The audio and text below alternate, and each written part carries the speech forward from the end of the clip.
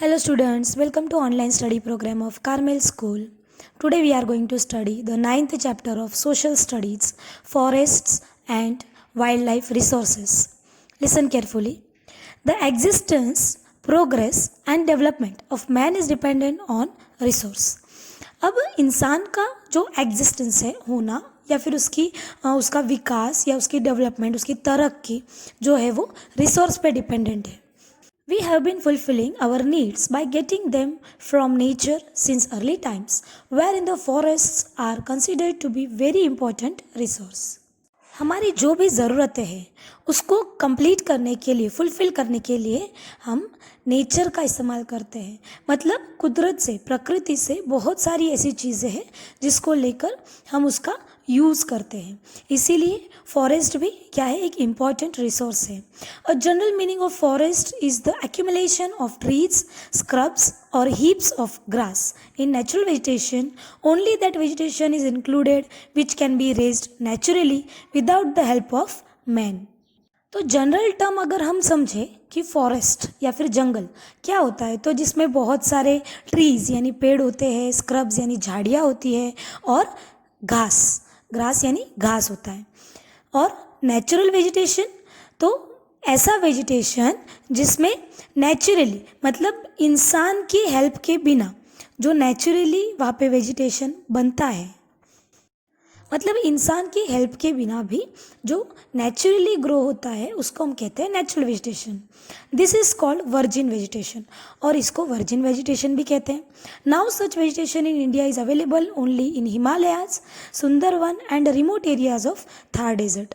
तो ऐसा वेजिटेशन हम लोगों को कहाँ कहाँ अवेलेबल मतलब कहाँ देखने को मिलता है, तो हिमालयाज, सुंदरवन एंड थार डेजर्ट के कुछ रिमोट एरियाज में. Now classification of forest. Forest classification is made according to different criteria. Forest का classification अलग अलग criteria में किया हुआ है. You have studied the classification of forest on the basis of climate in standard 9. तो class 9 में तुम लोगों ने फॉरेस्ट का जो क्लासिफिकेशन है वो क्लाइमेट के बेस पर सीखा.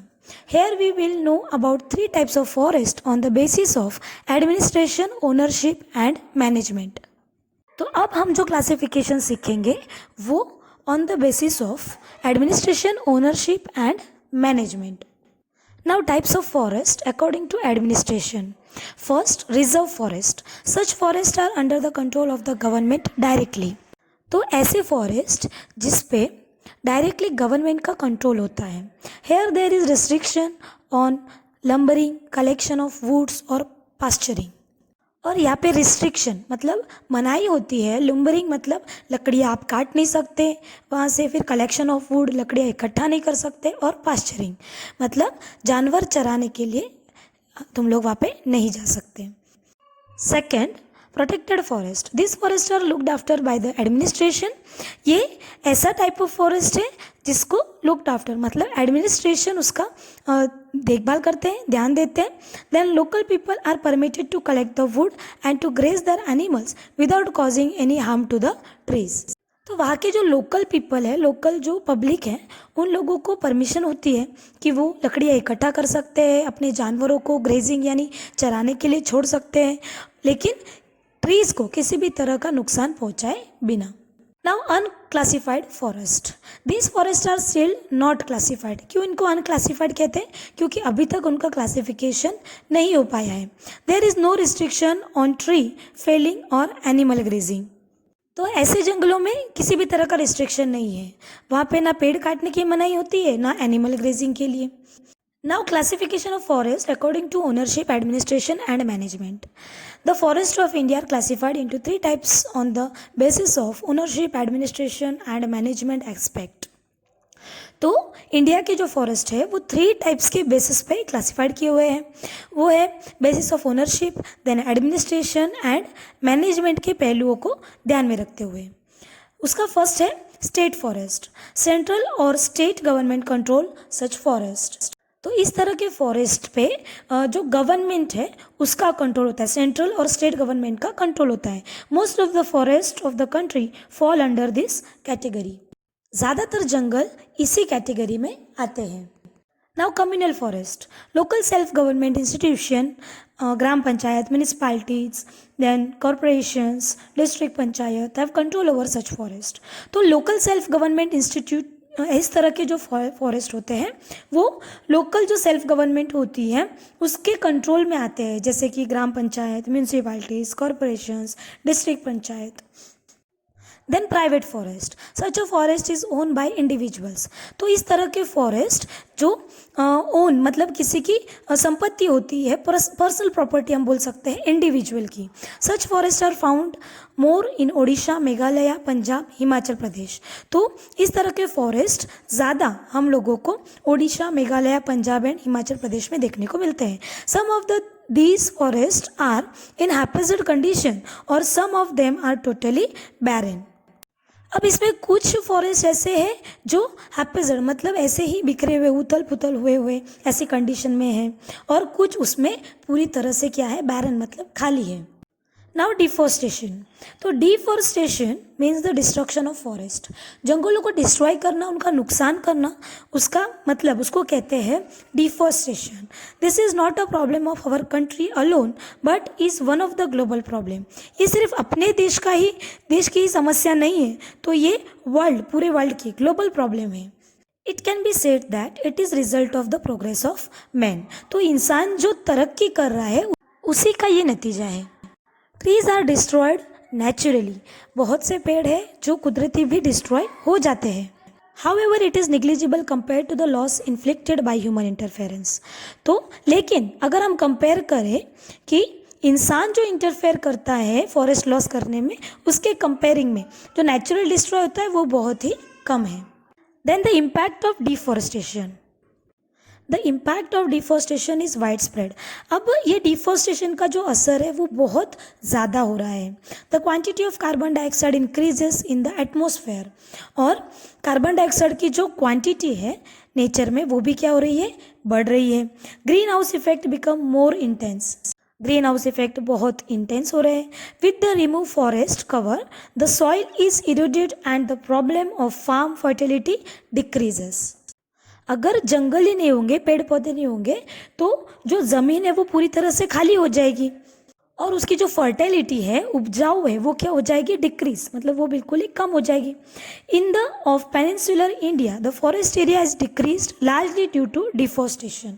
अब पेनिनसुलर इंडिया में जो जंगलों का जो इलाका है वो बहुत तेज़ी से घट रहा है डिफॉरेस्टेशन की वजह से. Many living organism have lost their abodes. तो जितने भी जीव जंतु उन फॉरेस्ट में रहते हैं उनके जो घर है वो उनसे छीन गए हैं. As a result the wild animals approach urban settlement in search of food and water.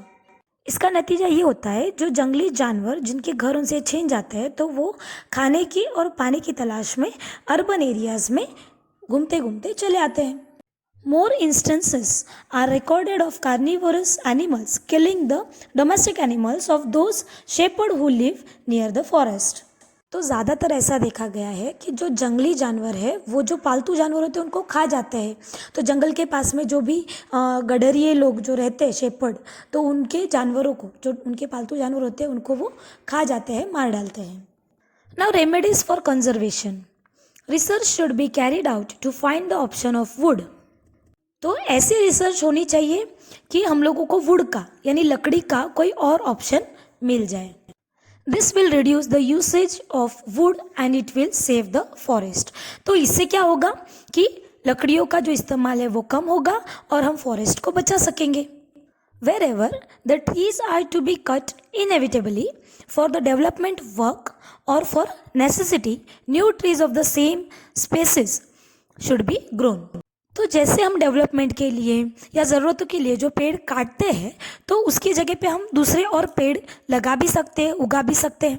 There should be a total ban for cutting trees which are not grown fully.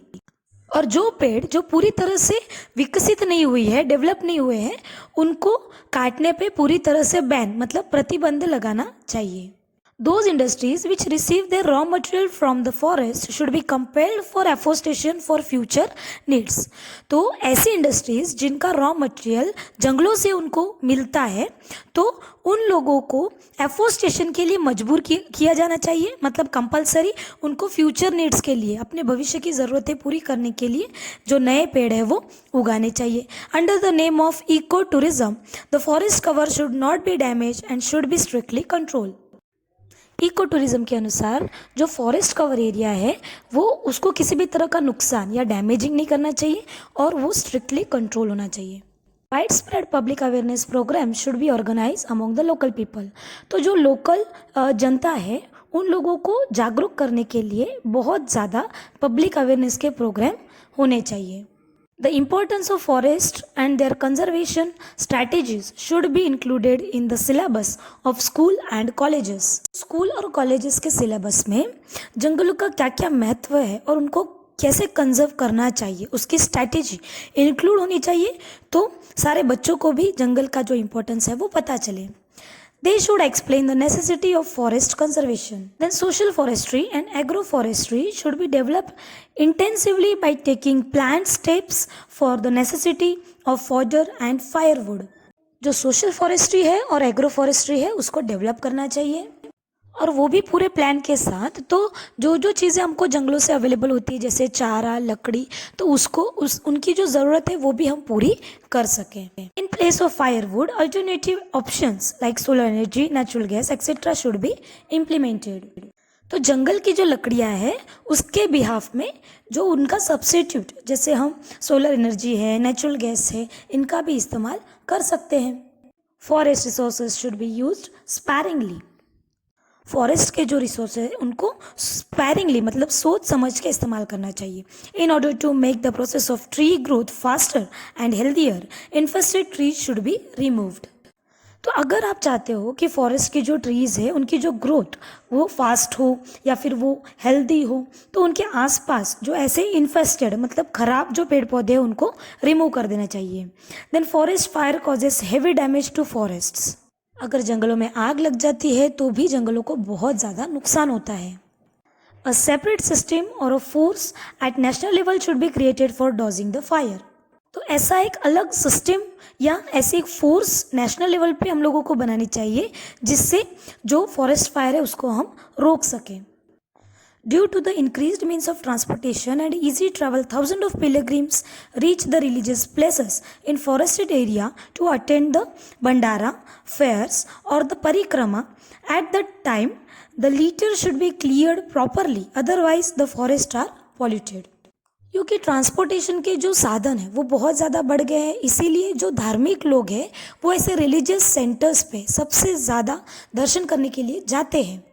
ऐसे पिलग्रिमेज सेंटर पे जो जंगल के इलाकों में है, जैसे भंडारा attend करना है, फेयर यानी मेला है या फिर परिक्रमा करनी है, उस समय जो वहाँ पे लोग गंदगी करते हैं उसको साफ करना चाहिए.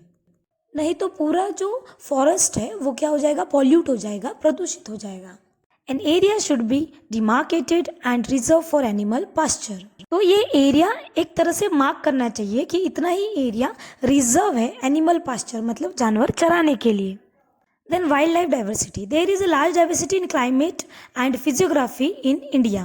तो इंडिया में हम लोगों को बहुत ज़्यादा डाइवर्सिटी यानी भिन्नता या फिर विविधता देखने को मिलती है क्लाइमेट और फिजियोग्राफी में. Due to this geographical diversity, a large variation is seen among the insects, birds, animals and vegetation. और इसी डाइवर्सिटी की वजह से हम लोगों को बहुत सारे वेरिएशन लार्ज अमाउंट पे देखने को मिलते हैं इंसेक्ट्स, बर्ड्स, एनिमल्स और वेजिटेशन में. There are about 15 lakh species of animals, birds in the world. पूरी दुनिया में एनिमल्स और बर्ड्स की जो प्रजातियां हैं लगभग 15 लाख हैं. Out of this 81,251 species are found in India. उसमें से 81,251 स्पेसीज जो प्रजातियां हैं वो इंडिया में देखने को मिलती है. India stands 12th in the world in the terms of biodiversity. Biodiversity में इंडिया का 12वां अंक आता है. Animals from Asia, Europe and Africa are seen in India. India में ऐसे एनिमल्स जो एशिया, यूरोप और अफ्रीका से बिलोंग रखते हैं वो देखने को मिलते हैं। Then African zarak, European wolf, wild goats and Kashmiri deer, elephants and gibbons from South Asia etc. are found here. तो ये सारे जानवर इंडिया में देखने को मिलते हैं। The biodiversity of India includes black bear, one horn rhino, deer, different type of snakes, peacock, gorad, then hawk, kingfisher, flamingo etc. तो बायोडाइवर्सिटी में ये सारे जो एनिमल्स हैं जानवर हैं वो शामिल हैं। The snow leopard in Himalayas and the red panda found at the same altitude are distinguish animals here.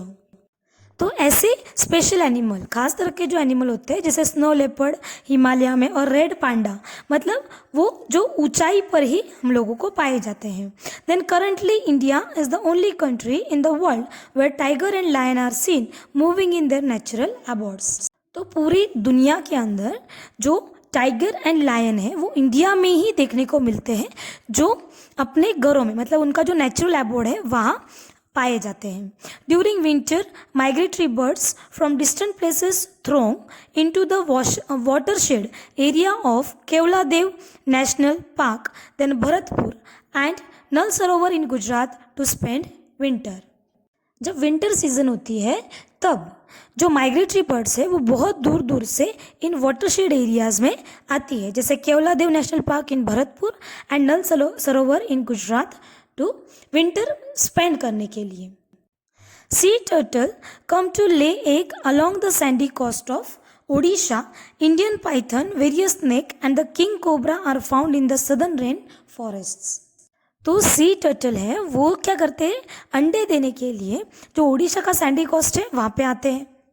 तो इसी तरह जो इंडियन पाइथन है, देन अलग तरह के स्नैक्स हैं और किंग कोबरा है वो सदर्न रेन फॉरेस्ट में पाए जाते हैं। Now wildlife on extinction.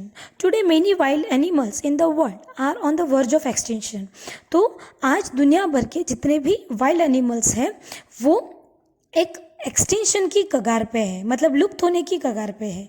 Tigers were found throughout India during last century. अगर हम पिछली सदी में देखें तो पूरे भारत में बहुत सारे टाइगर पाए जाते थे। Tigers were seen in the forest of Idar, Ambaji and Data. Idar, Ambaji and दाता के जंगलों में भी हम लोगों को टाइगर्स जो है वो देखने को मिले। Today tigers are totally extinct from Gujarat forest area. अब टाइगर जो है वो गुजरात के फॉरेस्ट एरिया से पूरी तरह से गायब हो चुके हैं। चीता is also becoming extinct from Indian forest, और चीता भी एक तरह से इंडियन जंगलों से गायब हो चुका है। Many bird species which were very easily seen in Indian forest are now hardly seen. बहुत सारी चिड़ियों की प्रजातियां थी जो हम लोगों को जंगलों में देखने को आसानी से मिल जाती थी, लेकिन आज वो भी देखने को नहीं मिलती हैं। Some of them like vultures, duck with pink throat, cranes and owls are on the verge of extinction. तो ये सारे जानवर जो है वो अब लुप्त होने की कगार पे हैं। Then चिलोत्रो bird, once widespread in Arunachal of northeast, is not seen so easily. चिलोत्रो बर्ड जो है वो अरुणाचल प्रदेश के नॉर्थ ईस्ट रीजन में पाई जाती थी, लेकिन अब हम उसको आसानी से नहीं देख सकते। There is a danger of survival to the alligators of the fresh waters of rivers and Ganga river dolphin. इसी तरह से जो फ्रेश वाटर एलिगेटर्स है या फिर गंगा नदी के जो डॉल्फिन है वो भी अब हम लोगों को देखने को नहीं मिलते हैं। The number of sea turtles approaching the coast of Odisha and Gujarat is constantly decreasing. इसी तरह से जो सी टर्टल की जो नंबर्स है, उनकी जो तादाद है वो भी अभी कॉन्स्टेंटली मतलब कंटिन्यूसली डिक्रीज होती जा रही है, कम होती जा रही है। Waterfall once found frequently in Narmada, Tapi, Mahi and Sabarmati rivers of Gujarat is almost extinct. Waterfall जिसको जल बिलाड़ी हम कहते हैं वो पहले नर्मदा, तापी, माही, साबरमती रिवर में देखने को मिलती थी, वो भी ऑलमोस्ट एक्सटिंक्ट हो चुकी है। A time has come for us to think about this seriously. A time has come for us to think about this seriously. तो अब ये टाइम आ चुका है कि हम इन सब के बारे में गंभीरता से सोचें। Now reasons for the destruction of wildlife. Due to the human interference in grasslands and in watershed area of the forest, the natural habitat of the wild animal is put in danger. अब इंसान जिस तरह से interfere कर रहा है grassland में या फिर जो वाटरशेड एरिया है अपने डेवलपमेंट के लिए, तो उसकी वजह से जो नेचुरल हैबिटेट वाइल्ड एनिमल के जो है वो खतरे में आ चुके हैं. Then destruction of forest is the main reason responsible for natural imbalance. तो जंगलों का जो नुकसान हो रहा है वो सबसे बड़ा कारण है नेचुरल इम्बैलेंस का. It's final impact is the reduction in the number of wild animals. और इसका असर ये हो रहा है सबसे ज़्यादा जो वाइल्ड एनिमल्स हैं उनके नंबर क्या हो रहे हैं, कम हो रहे हैं. Hunting the animals to obtain hair, skin, bones, horns और नेल्स इज़ ऑल्सो रिस्पॉन्सिबल. तो जानवरों की हंटिंग मतलब शिकार की जा रही है उनके हेयर मतलब बाल, स्किन खाल के लिए, बोन्स हड्डियों के लिए, हॉर्न्स इन सब के लिए. तो ये बहुत ही गलत बात है. The over exploitation of forest made by man for his greedy motives such as roads, multipurpose project, mining minerals, expansion of new settlements or cities, etc. displace the wild animals. तो इंसान जो है उसका लालच को अगर मोटिव रख के ये सब जो फॉरेस्ट का नुकसान करे, जैसे कि रोड्स बनाने हैं, मल्टीपर्पज़ प्रोजेक्ट्स बनाने हैं, मिनरल्स माइनिंग करनी है, देन न्यू सेटलमेंट सिटीज़ के एक्सपांशन करने हैं, तो इस वजह से हम वाइल्ड एनिमल्स को डिस्प्लेस कर रहे हैं, उनका नुकसान कर रहे हैं. Then forest lands are being encroached for grass, fuel और for grazing. तो फॉरेस्ट लैंड जो कि ग्रास के लिए होती है, ईंधन के लिए होती है या फिर एनिमल ग्रेजिंग के लिए होती है, तो उसमें इंसान बहुत अंदर तक जाकर उसको डिस्ट्रॉय करता है. The forest fire engulfs many species. उसके अलावा जंगल में जो आग लग जाती है, फॉरेस्ट फायर होता है, उससे कितनी ही जानवरों की जो प्रजातियां हैं वो नष्ट हो जाती है. When the forest fire occur at the time of rearing the young ones of the birds और hatching the eggs, it creates a negative impact on the number of wild animals.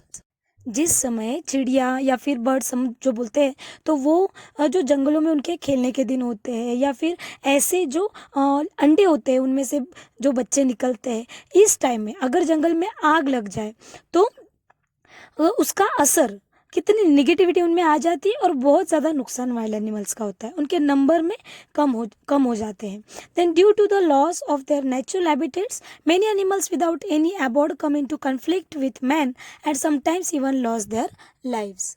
तो फॉरेस्ट के destruction से जो wild animals है उसका घर उससे छीन लिया जाता है, और जब वो वहाँ से मूव होकर जब इंसान के सामने उनके एरियाज़ में आता है तो फिर उनका शिकार बनता है और अपनी लाइफ मतलब अपना जो जीवन है वो खो देता है.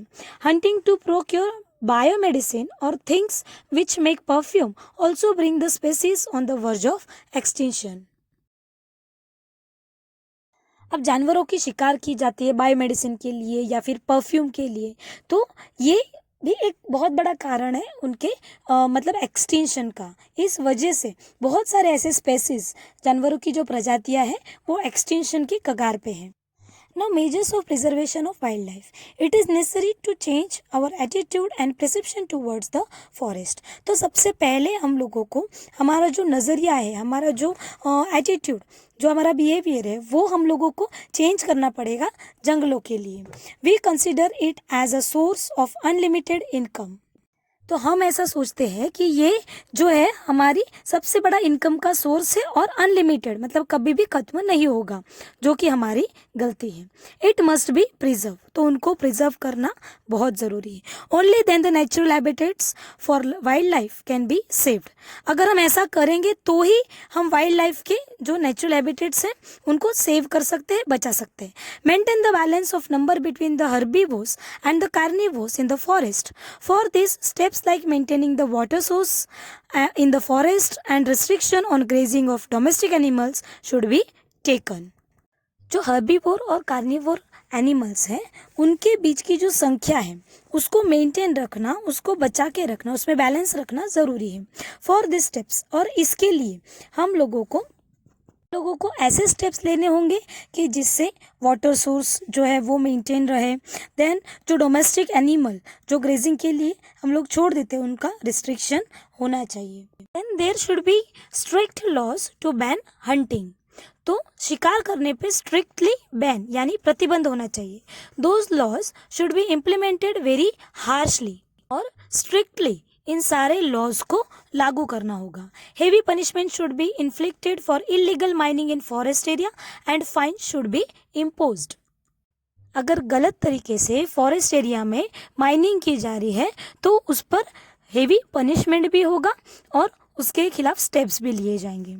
Then it is necessary to make such arrangement which would not disturb the animals during their procreative period।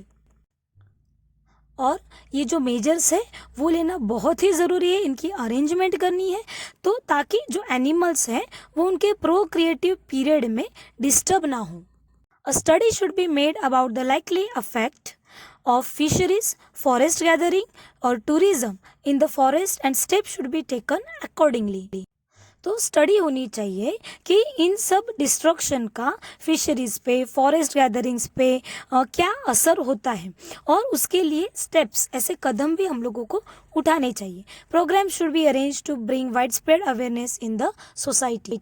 तो ऐसे प्रोग्राम्स जो लोगों को जागरूक करें, उसके ऐसे प्रोग्राम्स हम लोगों को होने चाहिए अपनी सोसाइटी में। Then if the wild life protection force is inactive then pressure should be brought on them and this work should be given priority. अगर वाइल्ड लाइफ प्रोटेक्शन फोर्स अगर इनएक्टिव है तो उनको प्रेशराइज करना चाहिए और मतलब उनको दबाव देना चाहिए कि इस तरह के मेजर्स हम लोगों को लेने हैं और इसको फर्स्ट प्रायोरिटी देनी है। तो रिमेनिंग जो एक्सप्लेनेशन है वो हम सेकेंड पार्ट में देखेंगे। Okay, thank you.